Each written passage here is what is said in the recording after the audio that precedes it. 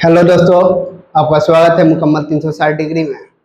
आज हम लोग कक्षा 10 का गणित पढ़ेंगे, जो कि हमारा अध्याय 1 होगा।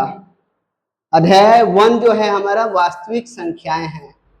पिछले क्लास में हम लोगों ने वास्तविक संख्याओं के बारे में पढ़ा था कि वास्तविक संख्या किसे कहते हैं। तो वास्तविक संख्या परिमेय और अपरिमेय के समूह को वास्तविक संख्याएं कहते हैं। तो चलिए हम लोग आज प्रश्नावली 1.1 हल करेंगे। प्रश्नावली 1.1 का प्रश्न नंबर 1 जो है वह कह रहा है कि निम्नलिखित संख्याओं को अभाज्य गुणनखंड के गुणनफल के रूप में व्यक्त कीजिए। कुछ संख्याएं दी गई हैं, इसको अभाज्य गुणनखंड के गुणनफल के रूप में व्यक्त करना है। तो सबसे पहले हम लोग क्वेश्चन नंबर 1 को हल करते हैं। तो 140 जो है इसको तोड़ेंगे, गुणनफल के रूप में लिखेंगे। तो गुणनफल के रूप में लिखने के लिए सबसे पहले छोटी संख्याओं से विभाजित करके देखा जाता है। जैसे 2 से स्टार्ट करेंगे, 3, 4, 5, 6, ऐसे बारी बारी से चेक करेंगे कि यह संख्या जो है 2 से सबसे पहले विभाजित करेंगे, फिर 3 से कटाएंगे, नहीं कटेगी तो 4 से कटाएंगे, 5 से कटाएंगे, ऐसे हम लोग कटाते हैं। तो सबसे पहले ये चेक करेंगे कि यह संख्या 2 से विभाजित होगी कि नहीं होगी। तो 140 जो है हमारा 2 से विभाजित होगी कि नहीं होगी, इसको पता करने के लिए हम लोग विभाज्यता का नियम पढ़ते हैं। तो 2 से विभाजित होने वाली संख्याएं कौन कौन सी ऐसी संख्या है जो कि 2 से विभाजित हो जाएगी। तो 2 से विभाजित होने वाली संख्याएं होती है जिनके इकाई स्थान पे 2, 4, 6, 8 और 0 हो, वह संख्या 2 से विभाजित हो जाएगी। जिन संख्या के इकाई स्थान पर 2, 4, 6, 8 और 0 रहे, वह संख्या पूरी की पूरी संख्या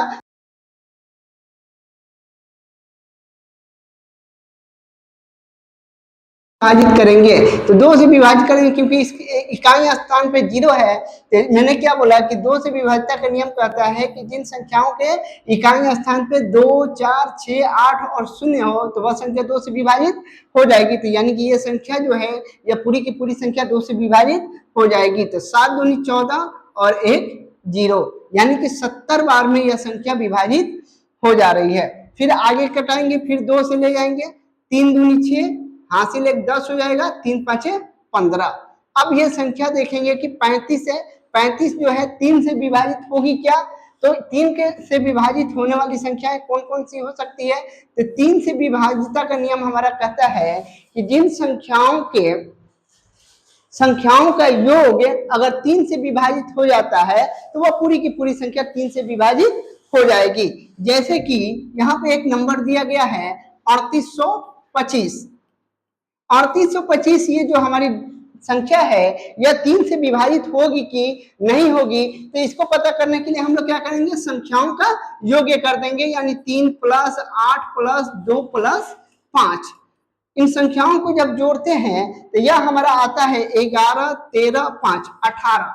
18 जो है 3 से विभाजित होता है कि नहीं? हो जाता है, क्योंकि 18 जो है 3 के पहाड़ा में 6 बार में आता है। तो यह 3 से विभाजित 18 जब हो जा रहा है तो यह पूरी की पूरी संख्या जो है ये भी पूरी की पूरी संख्या 3 से विभाजित हो जाएगी। मैंने क्या बोला कि संख्याओं का योग अगर 3 से विभाजित होता है तो वह पूरी की पूरी संख्या भी 3 से विभाजित हो जाएगी। तो यहाँ पर जो हमारा संख्या आया है, कितना आया है? 35 आया है। 3 + 5 यानी कि 8। या 8 जो है 3 के पहाड़ा में आता है क्या? नहीं आता है। जब 8 3 से विभाजित नहीं होता है तो 35 भी 3 से विभाजित नहीं होगी। उसके बाद 4 से भी, 4 के पहाड़े में भी 35 नहीं आता है। तो अब हम लोग क्या करेंगे कि इसे 5 से भाग लगाएंगे। तो 5 से लगाएंगे तो 7 × 5 = 35। उसके बाद 7 बच गया। 7 जो है 7 के पहाड़ा में 1 बार में। तो यह हमारा हो जाएगा 2 × 2 × 5 × 7 हो जाएगा। इसी रूप में लिखना था, लेकिन हम लोग और इसे एक स्टेप और काम करेंगे और यहां पर लिखेंगे कि 2 के पावर 2 × 5 × 7। अब आप कहिएगा कि सर 2 के पावर 2 कैसे आया? तो किसी भी संख्या के पावर जब n रहे और संख्या सामान्य हो, जैसे कि मान लीजिए 2 के पावर n गुना 2 की पावर n। अगर संख्या ये हमारा सामान्य हो और पावर कुछ भी हो, गुना में अगर रहे तो यह हमारा जुड़ जाता है। तो किसी भी संख्या के घात 1 जो है वो छिपा रहता है। तो 2 के घात 1 छिपा हुआ है गुना 2 के घात 1 छिपा हुआ है, तो दोनों के एक एक जो छिपा हुआ है, तो जब गुना में रहेगा तो ये क्या हो जाएगा 1 + 1 यानी कि 2 के पावर 2 हो जाएगा हमारा। कहीं किसी को कोई दिक्कत? चलिए, तो ये हमारा जब 2 में 2 से गुना कराएंगे तो 2 के पावर 1 2 की पावर 1 और 2 की पावर 1 जो है ये हमारा क्या होगा, गुना में रहेगा तो जुट जाएगा, यानी कि 1 और 1 कितना हो गया 2 के पावर 2 गुना 5 गुना 7। यही हमारा आंसर हो जाएगा। यही हमारा गुणनखंड विधि से। तो क्वेश्चन नंबर 1 हमारा हल हो गया। अब क्वेश्चन नंबर 2 को हल करते हैं। दूसरा है हमारा 156। इसे 2 से विभाजित करेंगे।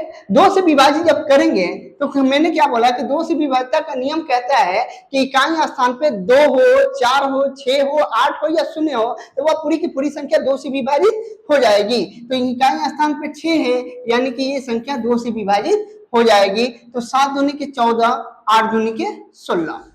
फिर 2 से कटाएंगे, 3 दूनी 6, 9 दूनी के 18।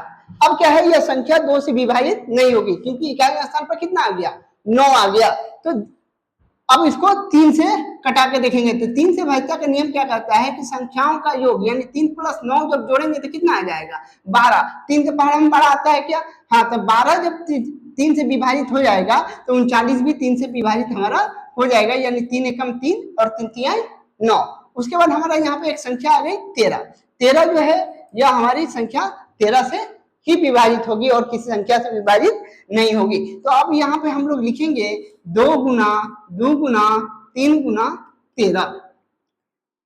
तो यहाँ पे क्या हो जाएगा 2 के पावर 2, क्योंकि मैंने अभी बताया आपको कि जब संख्याएं सामान्य हो और गुना में हो और तो उनके पावर का पावर जो है जुड़ जाता है, यानी इसके पावर 1 और इसके पावर 1 जो है घात जो है दोनों का 1 1 है, तो ये कितना हो जाएगा 2 हो जाएगा। तो 2 गुना 2 के पावर 2 3 गुना 13, यह हमारा क्या हो जाएगा आंसर हो जाएगा।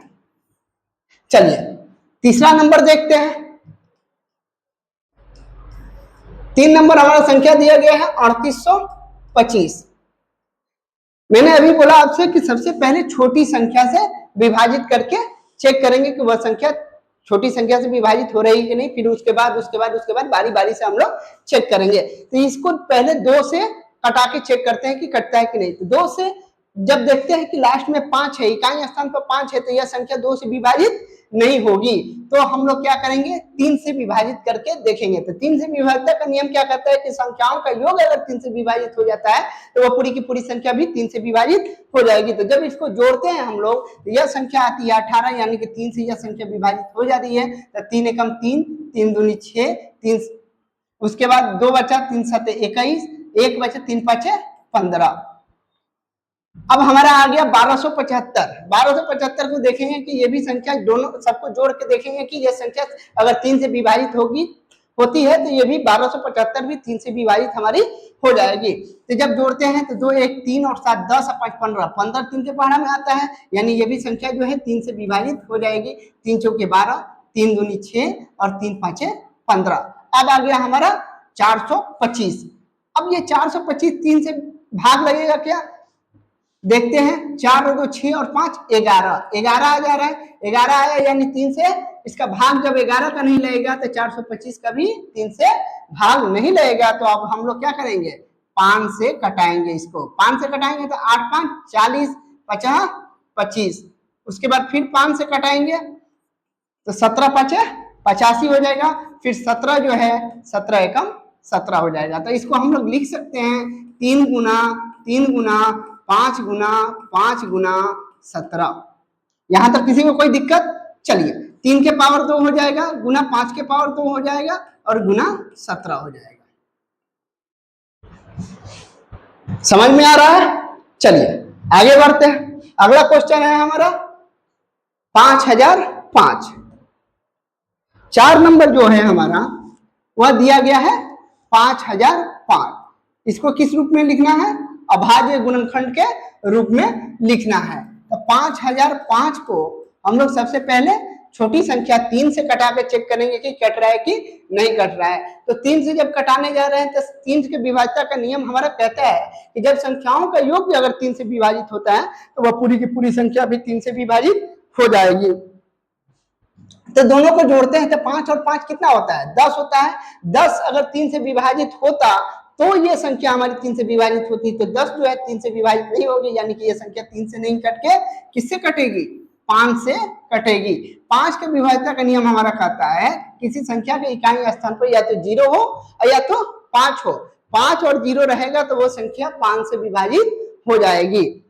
चलिए, तो 5 एकम 5, 2 0, 5 एकम 5। अब हमारा आ गया 101। अब इसको किस संख्या से कटाएंगे? 7 से कटाते हैं। 7 एकम 7, 7 चौके 28 और 7 तिरिके 21। अब इसको किससे कटाएंगे? 11 से कटाते हैं। 11 एकम 11, 11 तिया 33। फिर इसको किससे कटाएंगे? 13 एकम 13। तो अब इसको हम लोग लिख सकते हैं 5 गुना 7 गुना 11 गुना 13। किसी को कोई दिक्कत? 5 नंबर जो क्वेश्चन रहेगा वो आपका होमवर्क रहेगा। ये 5 नंबर क्वेश्चन है 7429। 7429 जो है ये आपका होमवर्क रहेगा। ये आपको खुद से करना है और कमेंट में सबको बताना है कि किसका किसका सही हो रहा है और किसका किसका अभी भी किसको किसको अभी समझ में नहीं आ रहा है। चलिए दूसरा नंबर क्वेश्चन देखते हैं हम। दूसरा नंबर हमारा क्वेश्चन कहता है कि पूर्णांकों के निम्नलिखित युग्म के HCF और LCM ज्ञात कीजिए तथा जांच कीजिए कि दो संख्याओं का गुणनफल जो होता है HCF और LCM हमारा होता है। कह रहा है कि LCM और HCF निकालना है और उसकी जांच करना है कि दो संख्याओं का गुणनफल जो होता है HCF LCM होता है, यानी कि मौसा गुना लसा होता है। चलिए इसको हल करते हैं। पहली संख्या, दो संख्या दी गई है, एक मान लेते हैं A यानी कि 26 और एक संख्या दी गई है 91। 26 को जब हम लोग तोड़ेंगे गुणनखंड विधि से तो ये हमारा कितना आ जाएगा? 2 गुना 13, 13 दूनी 26 हो जाएगा। और 91 को जब गुणनखंड विधि से तोड़ेंगे तो ये हमारा हो जाएगा 7 गुना 13, 13 सते 91। चलिए अब यहां से HCF और LCM निकालते हैं। HCF हमारा कितना हो जाएगा? HCF जो होता है वो हमारा जो दोनों में कॉमन हो वो हमारा HCF होता है। जब ये जो संख्या है पहली संख्या और दूसरी संख्याओं में से जो संख्या दोनों में कॉमन रहती है वह हमारी HCF हो जाती है। तो दो जो है, दो पहले में है दूसरे में नहीं है, तो ये हमारा HCF नहीं होगा। ये 13 जो है 13 पहले में भी है दूसरे में भी है, यानी कि 13 जो है हमारा ये हमारा HCF हो जाएगा। अब देखते हैं LCM निकालते हैं। LCM कहता है कि लोएस्ट कॉमन मल्टीपल, यानी कि जो कम से कम बार भी आया हो, कॉमन हो उसे भी निकालेंगे और जो कॉमन ना हो उसे भी LCM में निकालते हैं। तो 2 जो है हमारा इसमें है, इसमें नहीं है, तो 2 बाहर आ जाएगा, 7 भी बाहर आ जाएगा, 13 इसमें भी है और इसमें भी है, तो 1 13 हमारा बाहर आ जाएगा। अगर इस संख्या में एक और 13 रहता तो हमारा इसमें है इसमें नहीं है, तो यहाँ पे एक और 13 हमारा आ जाता, लेकिन इसमें संख्या में नहीं है। मतलब कहने का मतलब ये है कि जो संख्याएं मिलेगी दोनों में उसे तो बाहर निकालेंगे ही, लेकिन जो संख्या अगर नहीं भी मिलती है तो हम लोग उसे भी बाहर LCM में निकालते हैं। चलिए यहां तक किसी को कोई दिक्कत? हमें संख्या क्या मिली? 2 गुना 7 गुना 13, तो दोनों सबको गुना करा देते हैं, तो 7 दूनी के 14 और 14 में जब 13 से गुना कराते हैं तो हमारा कितना आ जाएगा? चलिए गुना करते हैं इसको। 4 तिहाई 12, 12 के 2 कैरी 1 हो जाएगा, 3 एकम 3, 4 एकम 4, तो 4 और 3 7 और 1 हमारा 8 हो जाएगा और 2 एकम 2, यानी कि जब हम इसको गुना कराएंगे LCM हमारा कितना आ गया? 182 आ गया। HCF निकल गया, LCM निकल गया। अब कह रहा है कि जांच कीजिए यह संख्या जो है दो संख्याओं के गुणनफल के बराबर है। तो दो संख्याओं का गुणनफल हमें जांच करना है हमें, तो यहाँ पर लिखेंगे जांच दो संख्याओं के गुणनफल बराबर, दो संख्याओं के गुणनफल यानी कि a गुना b बराबर है HCF गुना LCM के। चलिए, दो संख्याओं का गुणनफल, दो संख्याएं दी है a और b। a और b हमारा कितना है? a जो है हमारा 26 है और b जो है 91 है। HCF कितना आया है हमारा? 13। और LCM कितना आया है बाबू? ये आया है हमारा 182। तो 182 लिख देंगे। चल, अब 26 में 91 से गुना कराते हैं। 26 में जब 91 से गुना कराएंगे तो 6 कम 6 हो जाएगा हमारा। उसके बाद ये हमारा हो जाएगा 6 में 9 से गुना कराएंगे 54 और 2 एकम 2, 54 और 2 कितना हो जाएगा? 56 के 6 कैरी कितना हो जाएगा? 5 हो जाएगा। 9 दूनी 18, 18 और 5 हमारा कितना हो जाएगा? 23, यानी कि 2366 आ जाएगा। अब इधर गुना कराएंगे 13 से 182 में, 13 से जब 182 में गुना कराएंगे तो 13 दूनी के 26 के 6 लिख देंगे, कैरी कितना हो जाएगा? 2 हो जाएगा। 13 का पहाड़ा 8 बार पढ़ेंगे तो 13 8 104, 104 और 2 हमारा हासिल है, तो 2 हमारा हासिल है तो कितना हो जाएगा? 106 हो जाएगा। 106 को क्या लिखेंगे? 6 लिखेंगे, यानी हासिल अभी भी कितना है? 10 हो जाएगा। 13 एकम 13 और 10 कितना हो गया? 23 हो गया। अब ये हमारा जांच हो गया कि दो संख्याओं का गुणनफल जो होता है HCF बराबर LCM होता है, यानी दो संख्याएं A और B का गुणनफल जो है HCF और LCM के बराबर आ गया। तो हम लोग यहाँ से इसको जांच कर लिए, ये हमारा सही है। चलिए क्वेश्चन नंबर 2 देखते हैं। 2 नंबर क्वेश्चन कर रहा है कि 510 और 92। दूसरा नंबर जो क्वेश्चन है हमारा, नंबर दिया गया है 510 और एक संख्या दिया गया है 92। पहली संख्या को A मान लेते हैं 510 और दूसरी संख्या को B मान लेते हैं 92। इसको गुणनखंड के रूप में लिख देंगे। गुणनखंड के रूप में जब लिखेंगे तो 510 का गुणनखंड करेंगे तो ये हमारा पहले 2 से कटाएंगे, 2 दूनी के 4, 5 दूनी 10, 5 दूनी 10, 1 5 दूनी के 10, 255 हो जाएगा। अब ये संख्या को किससे कटाएंगे? 3 से कटा के चेक करेंगे। 3 से जब कटाएंगे तो 3 8 24, 3 5 15 हो जाएगा। फिर अब इसको 5 से कटाएंगे, 5 से कटाते हैं तो 17 5 85, फिर 17 एकम 17, यानी कि ये हमारा आ गया गुणनखंड 2 गुना 3 गुना 5 गुना 17। किसी को कोई दिक्कत?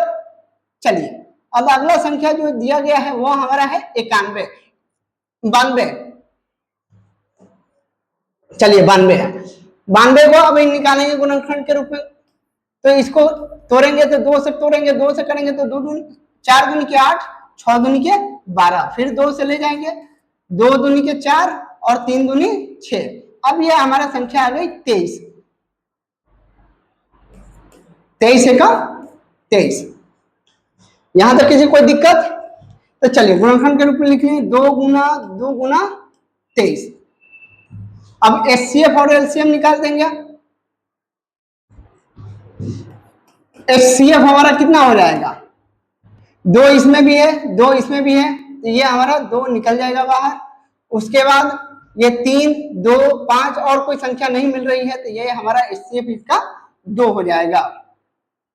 उसके बाद LCM निकालेंगे, तो LCM हमारा हो जाएगा 2 गुना 2 गुना 3 गुना 5 गुना 17 गुना 23। यहां तक किसी को कोई दिक्कत? चलिए आगे बढ़ते हैं। तो ये हमारा HCF हमारा 2 आ गया, LCM हमारा आ गया। इसको गुना जब कराएंगे तो 2 दूनी के 4, 4 3 12, 12 5 60, 60 में 27 17 से जब गुना कराएंगे तो ये हमारा हो जाएगा 0। 17 में 0 से गुना कराएंगे तो 0 हो जाएगा, और 17 के पहाड़ा जब 6 बार पढ़ेंगे तो ये हमारा हो जाएगा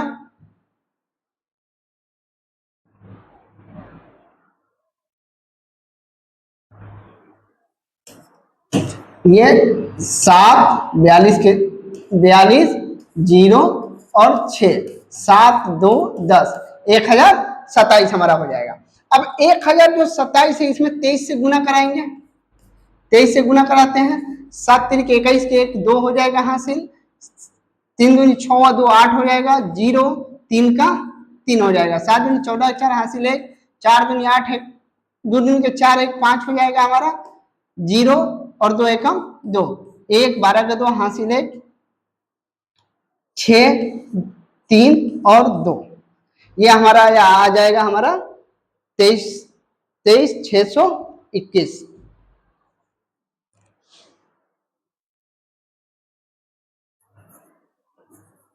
1020 आएगा ये।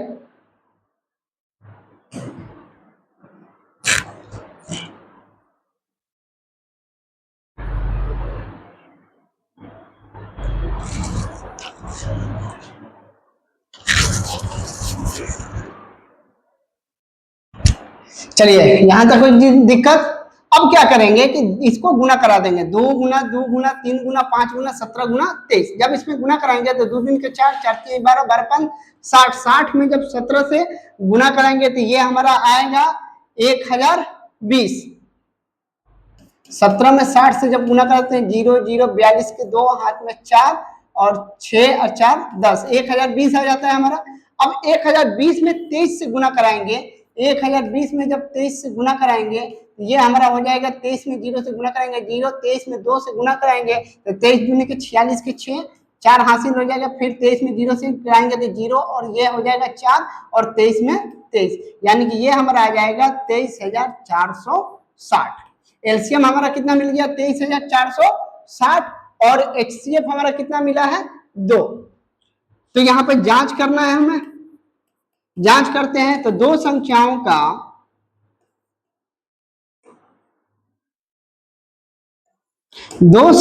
का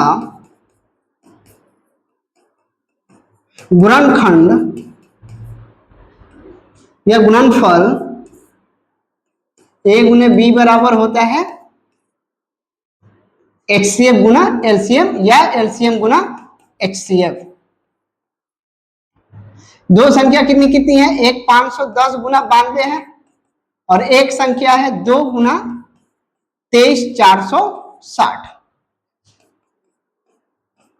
510 में 92 से जब गुना कराएंगे तो यह हमारा आएगा 91 में 92 से गुना करा देते हैं, 2 का 2, 5 दूनी 10 और 9 एकम 9, 10 और 9 19 के 9, कैरी कितना हो जाएगा हमारा 1 हो जाएगा, 9 5 45 और 1 46 हो जाएगा, यानी कि यह संख्या आ गई 46,920। क्योंकि ये 0 है हमारा तो 0 बैठ गया।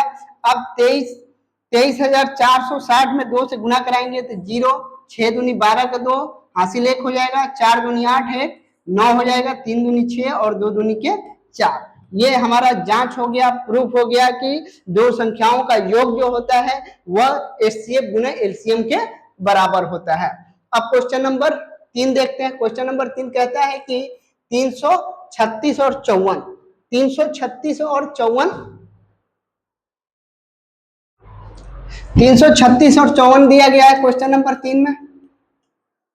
336 और 54, सबसे पहला क्या हम क्या करेंगे, इसको ए मान लेते हैं और एक संख्या को बी मान लेते हैं, इसको गुणनखंड के रूप में लिख देंगे। 336 जो है इसको गुणनखंड कर देंगे, जब करेंगे तो 2 से कटाएंगे, 2 एकम 2, दूध एक हासिल चल जाएगा, 6 दूनी 12 एक हासिल, 8 दूनी के 16, फिर 2 से कराएंगे, 8 दूनी 16, 4 दूनी 8, फिर 2 से कटाएंगे, 2 दूनी के 4 दूनी 8 और 2 दूनी के 4, फिर 2 से कटाएंगे, 2 दूनी के 4, 2 एकम 2। अब यह संख्या 3 से कटाएंगे, 3 7 के 21 और 7 एकम 7। जब गुणनखंड के रूप में तोड़े हम लोग तो कितना आया, 2 गुना 2 गुना 2 गुना 2 गुना 3 गुना 7, यही आया। चलिए अगला देखते हैं। अगली संख्या हमारी कितनी दी गई है 54। 54 को तोड़ते हैं। 54 को जब 2 से कटाएंगे तो 2 दूनी के 4, 7 दूनी के 14, फिर 3 से कटाएंगे, 9 तिया 27, फिर 3 से कटाएंगे, 3 तिया 9, फिर 3 से कटाएंगे, 3 एकम 3। 54 को जब तोड़ेंगे तो 2 गुना 3 गुना 3 गुना 3 के रूप में हमारा टूटेगा। एचसीएफ हमारा कितना हो जाएगा, एचसीएफ हमारा जो है जो कॉमन मिलता है उसे लेते हैं बाहर, यानी कि 2 गुना, और इसमें 2 नहीं है 3 है, 3 इसमें भी है, 3 ले लेंगे, यानी कि 3 दूनी के 6। एलसीएम हमारा कितना हो जाएगा, एलसीएम जो कॉमन मिलेगा उसे भी बाहर निकालते हैं और जो संख्याएं कॉमन नहीं मिलती है उसे भी बाहर निकालते हैं। तो दो में, दो इसमें भी है, दो इसमें भी है, तो दो निकाल देंगे।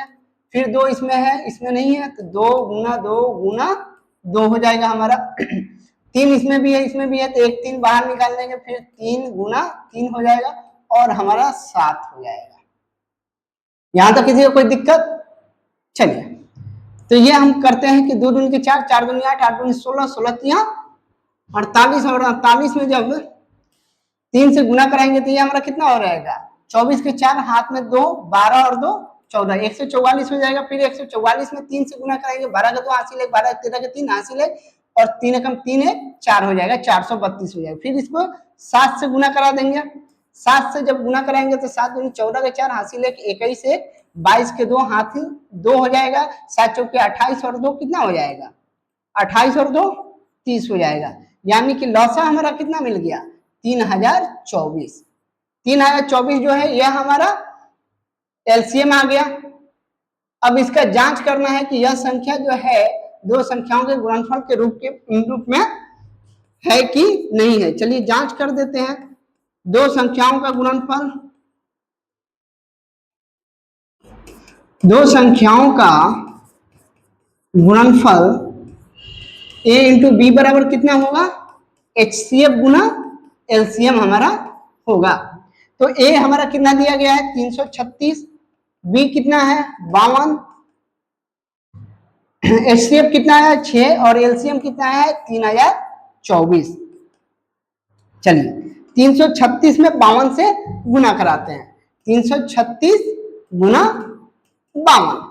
चलिए 52 से जब गुना कराएंगे तो 6 दूनी 12 के 2 हासिल 1 हो जाएगा, 3 दूनी 6 और 1 7 हो जाएगा, 3 दूनी के 6 हो जाएगा, 6 5 30 की 30 का 0 हो जाएगा, हासिल 3 हो जाएगा, 15 3 18 का 8 हासिल 1 हो जाएगा, और 15 1 16 हो जाएगा। यानी यह संख्या हमारी कितनी आ गई? 17,472। 17,472।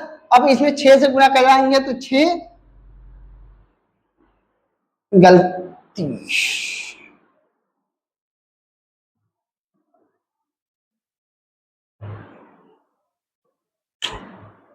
दूनी 4 4 दूनी 8 8 दूनी का 16 16 तिया कितना हो जाएगा? 48। 48 में 3 से गुना कराइएगा तो 24 के 4 हाथ में 2, 12 2 14, 144 हो जाएगा। 144 में फिर 3 से गुना कराइएगा तो 12 का 2 हासिल 1 हो जाएगा।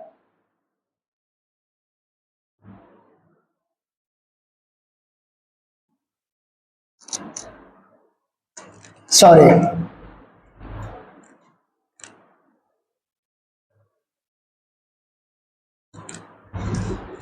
हम लोगों ने यहाँ पे क्या ले लिया है? 52 ले लिया है, जो कि हमें दिया कितना गया है?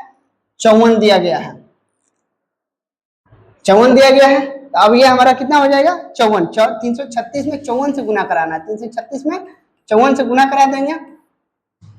24 के 4 हासिल 2 हो जाएगा, 12 2 14 का 4 हासिल 1 हो जाएगा, 12 1 13 हो जाएगा। 30 के 0 हाथ में 3, 18 के 8 हासिल 1, और 15 1 16 हो जाएगा। तो ये हमारी संख्या हो जाएगी 18,144। तो ये संख्या हो जाएगी अब 18,144। जब 18,144 हो जाएगी, अब इसको गुणा कराएंगे इससे। 6 चौका 24 के 4 हासिल 2 हो जाएगा, 6 दूनी 12 2 14 का 4 हासिल 1 हो जाएगा हमारा, 1 का 1 और 6 के 18। ये संख्या दोनों अब आपस में बराबर हो गई। दो संख्याओं का गुणनफल जो है एलसीएम गुने एचसीएफ के बराबर हो तो है। चलिए यहां तक किसी को कोई दिक्कत? अगला प्रश्न देखते हैं, प्रश्न नंबर 3। अभाज्य गुणनखंड के विधि द्वारा निम्नलिखित पूर्णांकों के एचसीएफ और एलसीएम ज्ञात कीजिए। अभाज्य गुणनखंड विधि से हमें एलसीएम और एचसीएफ ज्ञात करना है। कुछ संख्याएं दी गई हैं। यह संख्या दी गई है एक नंबर में 12, बी जो है 15, और सी जो है वह संख्या दी गई है 21। इसको गुणनखंड के रूप में लिखेंगे 2 गुना 3 गुना 2 गुना 2 गुना 3 हो जाएगा। इसको लिखेंगे तो 3 गुना 5 लिख सकते हैं। इसको लिखेंगे तो 3 गुना 7 लिख सकते हैं। एचसीएफ निकालेंगे जब, तो एचसीएफ में मैंने क्या बोला कि एचसीएफ वो संख्याएं होती हैं जो कि सब में कॉमन होनी चाहिए। तो 2 इसमें है, इसमें नहीं है, इसमें भी नहीं है, तो यह HCF हमारा नहीं होगा। 3 इसमें भी है, इसमें भी है और इसमें भी है, तो ये हमारा क्या हो जाएगा, HCF इसका 3 हो जाएगा। एलसीएम जब निकालेंगे तो एलसीएम हमारा क्या कहता है कि कोई जो कॉमन मिले उसे भी बाहर निकालेंगे और जो नहीं मिले उसे भी बाहर निकालेंगे। तो ये हमारा 2 गुना 2 गुना 3 गुना 5 गुना 7 हो जाएगा। 2 दूनी 4, 4 3 12, 12 5 60 और 60 में जब 4 से 7 से गुना कराएंगे तो 7 छक्के 42 यानी कि 420 आ जाएगा। तो इसको हमने गुणनखंड के रूप में लिख दिया। एचसीएफ और एलसीएम ज्ञात करना था किस विधि से, गुणनखंड विधि से। गुणनखंड विधि से ये हमारा एलसीएम ज्ञात हो गया, क्वेश्चन नंबर 1। क्वेश्चन नंबर 2 देखते हैं। 17 है, 23 है और 29 है। ए मान लिए 17, बी मान लिए 23 और सी मान लिया हमने 29। 17 का जब हम लोग तोड़ेंगे तो यह संख्या टूटेगी 17 गुना 1 में। 23 को जब हम तोड़ेंगे तो यह संख्या टूटेगी 23 गुना 1 में और 29 को जब हम लोग तोड़ेंगे तो यह संख्या टूटेगी 29 गुना 1 में। तो इसका एचसीएफ जो होगा वो हमारा क्या होगा, तीनों में कॉमन क्या मिल रहा है, 1 मिल रहा है तो 1 हो जाएगा। और एलसीएम हमारा क्या होगा, 17 गुना 13, 23 गुना 29। जब इसको हल करेंगे तो वह जो संख्या आएगी हमारी वो हमारी क्या हो जाएगी, एलसीएम हो जाएगी। तो ये हम 17 में 23 से गुना कराते हैं, 3 7 के 21 के 1 हासिल कितना हो जाएगा, 2 हो जाएगा। 3 एकम 3, 7 दूनी 14, 14 और 3 कितना हो गया 17, 17 और 2 19 के 9 कैरी 1 हो जाएगा। 2 एकम 2 और 1 3 हो जाएगा। 17 में 23 से गुना कराया हमने तो 391 आया। फिर अब इससे 29 से गुना कराना है, 29 से कराएंगे तो 9 एकम 9 हो जाएगा। 9 9 81 के 1 हासिल 8 हो जाएगा। 9 या 27, 27 और 8 हमारा कितना हो जाएगा, 35 हो जाएगा। 2 एकम 2, 9 दूनी 18 के 8 हासिल 1, 3 2 6 1 7, 9 3 13 के 3 हासिल 1, 10 1 11, 11,339, 11,339 एलसीएम आएगा और एचसीएफ जो आएगा वो हमारा होगा 1। किसी को कोई परेशानी? चलिए अगला देखते हैं 3 नंबर। 8 9 और 25। 8 9 और 25 का हमें 3 नंबर क्वेश्चन कह रहा है कि 8 9 और 25 का हमें गुणनखंड विधि से हमें एचसीएफ और एलसीएम निकालना है। ए हमारा 8 दिया हुआ है, बी हमारा 9 दिया हुआ है और सी हमारा 25 दिया हुआ है। 2 गुना 2 गुना 2 हो जाएगा, 3 गुना 3 हो जाएगा और 5 गुना 5 हो जाएगा। एचसीएफ हमें निकालना है तो एलसीएफ हमारा कितना हो जाएगा, 1 1 1। सब में 1 छिपा हुआ है। किसी भी संख्या से 1 से अगर गुना करेंगे तो वह संख्या उतना क्या उतना आ जाएगी। जैसे कि मान लीजिए कि 2 में 1 से गुना कराते हैं तो 2 गुना 2 गुना 2 यानी कि 8 हो रहा है। इसमें 1 से गुना कराएंगे तो ये क्या आएगा, 8 आएगा। यानी कि 1 जो है वह गुना में छिपा हुआ है, यानी कि एचसीएफ हमारा कितना हो जाएगा, 1 हो जाएगा। एलसीएम निकालते हैं। एलसीएम हमारा जो कॉमन मिले उसे भी बाहर निकालते हैं, जो नहीं मिले उसे भी बाहर निकालते हैं। तो 2 गुना 2 गुना 2, 3 गुना 3 और 5 गुना 5 हमारा हो जाएगा।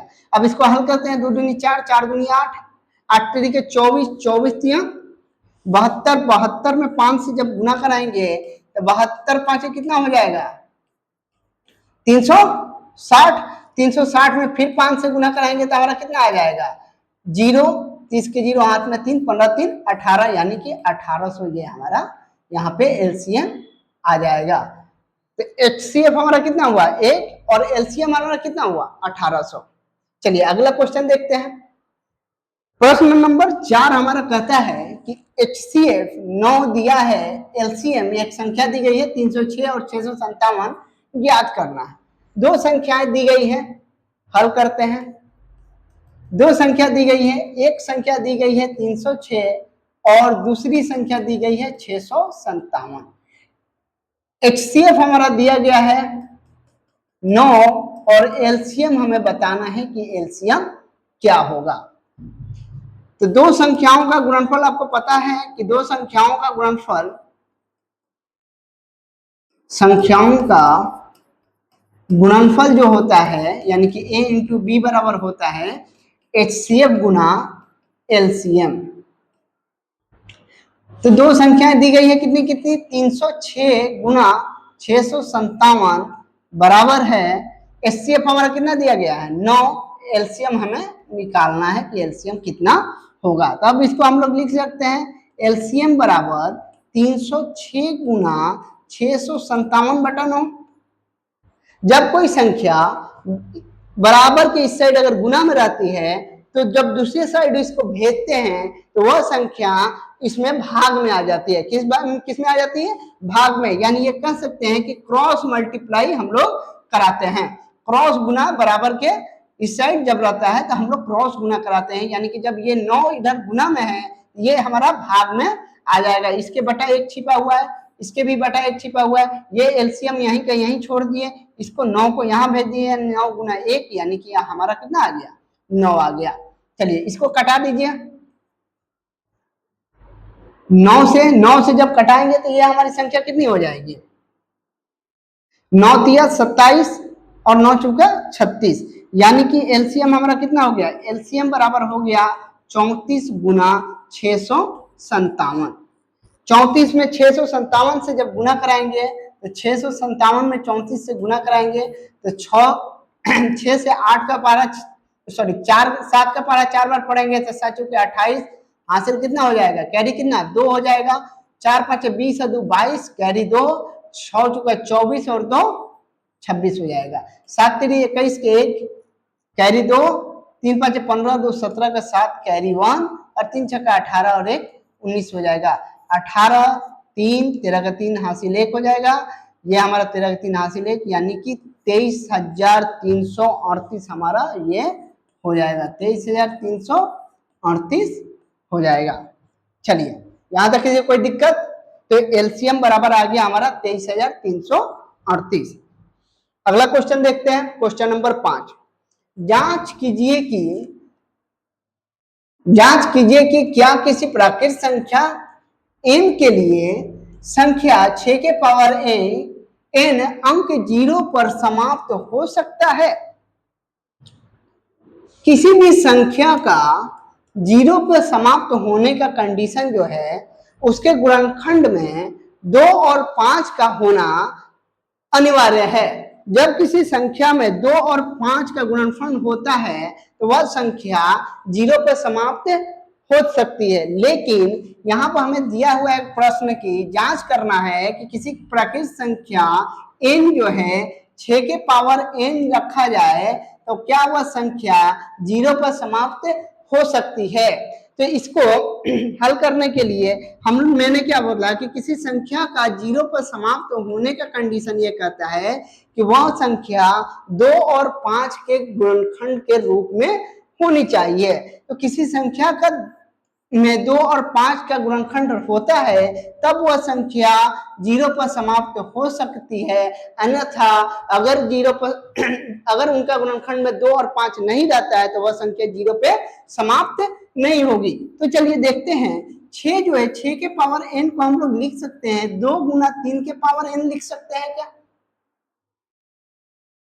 ये 2 इसमें हम देख रहे हैं कि 5 है कि नहीं है। जब संख्या 2 और 5 के गुणनखंड के रूप में नहीं रहेगी तो वह संख्या 0 पर समाप्त नहीं होगी, वह संख्या 0 पर समाप्त नहीं होगी। अगर इसमें 2 और 5 के गुणनखंड के रूप में होती यह संख्या, जैसे कि मान लेते हैं किसी संख्या 10 के पावर n है तो इसको लिख सकते हैं 2 गुना 5 के पावर n, यानी कि 2 और 5 दोनों आता है तो यह संख्या हमेशा 0 पे समाप्त होगी। तो इसको हम लोग लिखेंगे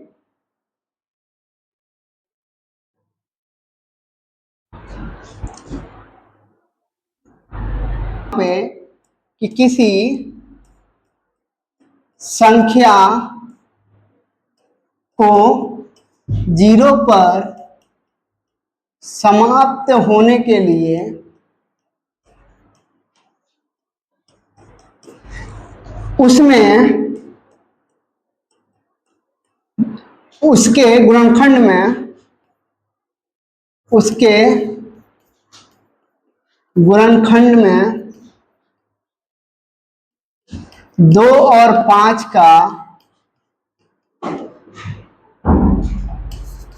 का होना जरूरी है। मैंने अभी क्या बोला आपको कि किसी संख्या को अगर उसके शून्य पर अगर वो समाप्त हो रही है तो उसका कंडीशन ये कहता है कि उस संख्या के गुणनखंड में 2 और 5 का होना जरूरी है। 2 और 5 में होना जरूरी है। और हम लोग देख रहे हैं कि यहाँ पे कि 6 के पावर n दिया गया है, चूंकि 6 के पावर n जो है 2 गुना 3 के पावर n, यानी कि 2 गुना 3 से इसमें जो है हम लोग ये देख रहे हैं कि ये संख्या जो है 2 के पावर n गुना 3 के पावर n के रूप में है।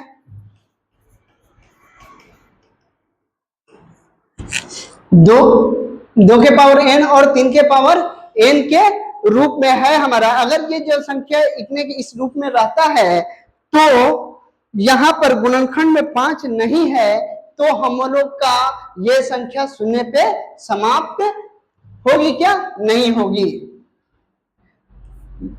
गुणनखंड में 5 है क्या? नहीं है, तो यह संख्या शून्य पे समाप्त, यह संख्या शून्य पर समाप्त नहीं होगी। क्यों नहीं होगी? क्योंकि शून्य पर समाप्त होने का कंडीशन कहता है कि उसके गुणनखंड में 2 और 5 का होना जरूरी है। अगर 2 और 5 एक किसी संख्या के गुणनखंड में होते हैं तो वह संख्या शून्य पर समाप्त हो सकती है, अगर नहीं होते हैं तो वह संख्या शून्य पर समाप्त नहीं होगी। तो इसके गुणनखंड में 2 और 3 है, यानी 5 नहीं है, तो यह संख्या शून्य पर समाप्त नहीं होगी। चलिए अगला देखते हैं।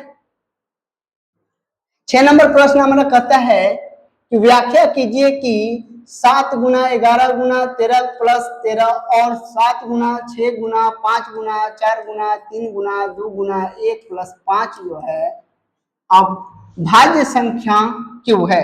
भाज्य संख्या, भाज्य और अभाज्य के बारे में मैंने पहले वीडियो में बताया था कि भाज्य संख्या किसे कहते हैं और अभाज्य संख्या किसे कहते हैं। भाज्य संख्या वैसी संख्या जो एक से, स्वयं से और किसी अन्य से विभाजित होती है तो उस संख्या को हम लोग भाज्य संख्या कहते हैं।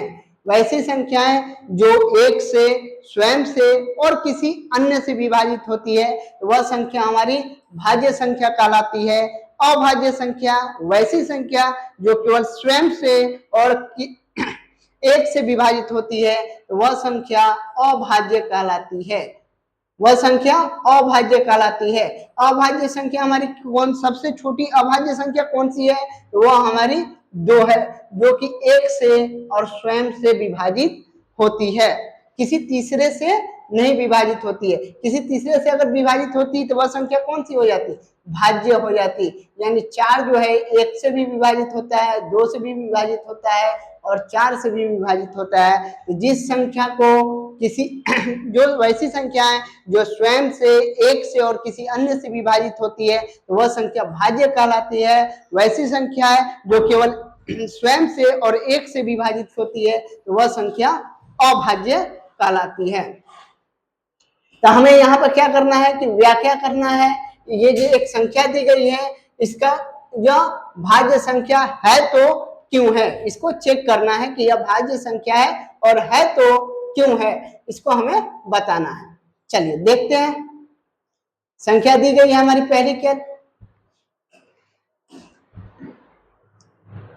पहली संख्या जो है हमारी दी गई है, यहां से हल करते हैं। 7 गुना 11 गुना 13 प्लस 13, ये हमारी संख्या दी गई है। हम इसको लिख सकते हैं, इससे कॉमन अगर 7 13 ले लेते हैं तो 7 गुना 11 प्लस 1 लिख सकते हैं। तो 13 गुना 11 7 77 और 78। चलिए अगला ये हमारा 13 गुना 78 को हम किस रूप में लिख सकते हैं? इसको हम लोग लिख सकते हैं 2 गुना 78 को 2 से पहले विभाजित करेंगे तो 3 दूनी 6 और 9 दूनी 18, फिर 3 से करेंगे तो तितियाई 9, 3 एकम 3 और तितियाई 9, 13 से 13 एकम 13, यानी कि 2 गुना 3 गुना 13 के रूप में हम इसको लिख सकते हैं। तो मैंने अभी बोला कि जिन संख्याओं को अगर एक से स्वयं से, वैसी संख्या जो एक से स्वयं से और किसी अन्य संख्या से विभाजित होती है तो वह संख्या जो होगी हमारी भाज्य संख्या होगी। तो हम लोग देख रहे हैं कि इससे कोई भी संख्या आएगी, गुना कराएंगे तो एक डिजिट आएगा, वह 13 से भी विभाजित होगा, 2 से भी विभाजित होगा और 3 से भी विभाजित होगा, क्योंकि 2, 3, 13 किसी संख्या के गुणनखंड के रूप में है, यानी कि इसका मतलब ये हुआ कि वह संख्या 2 और 3 और 13 से भी विभाजित हो जाएगी। वह संख्या जो भी आएगी तो वो 13 से विभाजित, इतना ये जो संख्याएं हैं इससे विभाजित हो जाएगी, यानी कि यह संख्या हमारी भाज्य संख्याएं हैं। इसका जांच हम लोग का हो गया। चलिए दूसरा नंबर दिया गया है 7, 6, 5, 4, 3, 2, 1 प्लस 5। 5 इसमें भी है, 5 यहाँ पर भी है, 5 कॉमन ले लेते हैं तो यहाँ पर बचेगा हमारा 7 गुना 6 गुना 4 गुना 3 गुना 2 प्लस 1। इसको लिख सकते हैं 5 गुना, इसको कितना लिख सकते हैं 7 के 42, 42 में 4 से गुना कराएंगे तो ये हमारा कितना हो जाएगा, ये हमारा हो जाएगा 8 और 16, यानी 168। 168 में 3 से गुना कराएंगे, 168 में जब 3 से गुना कराएंगे तो ये हमारा हो जाएगा 24 के 4 2, 18 2 20 की 0, हाथ में 2 और 5, 3 और 2 5, 504 हो जाएगा। फिर इसको 2 से गुना कराएंगे तो ये हमारी संख्या कितनी आ जाएगी 6 0 10, 1006 आ जाएगी। तो 1006 प्लस 1। अब इसको हम लोग लिख सकते हैं 5 1007। जब इसको एक वो ऐसी संख्या, ये एक संख्या आती है जो कि 5 से भी विभाजित होगी, 1007 से भी विभाजित होगी और स्वयं से भी विभाजित होगी। तो जिस संख्याओं को हम लोग एक से, स्वयं से और किसी अन्य संख्या से विभाजित करें तो वह संख्या क्या होगी, भाज्य संख्या हमारी कहलाएगी। चलिए अगला क्वेश्चन देखते हैं। 7 नंबर प्रश्न हमारा कहता है किसी खेत के मैदान के चारों ओर एक वृत्ताकार पथ है। एक खेत का मैदान है, इसके चारों ओर एक वृत्ताकार रास्ता है, पथ है। इस मैदान का एक चक्कर लगाने में सोनिया को 18 मिनट लगते हैं। इसका एक चक्कर लगाने में सोनिया जो है उसको 18 मिनट लगता है। इसका एक चक्कर पूरा करने में सोनिया को 18 मिनट लगता है, जबकि इसी मैदान का एक चक्कर लगाने में रवि को 12 मिनट लगता है।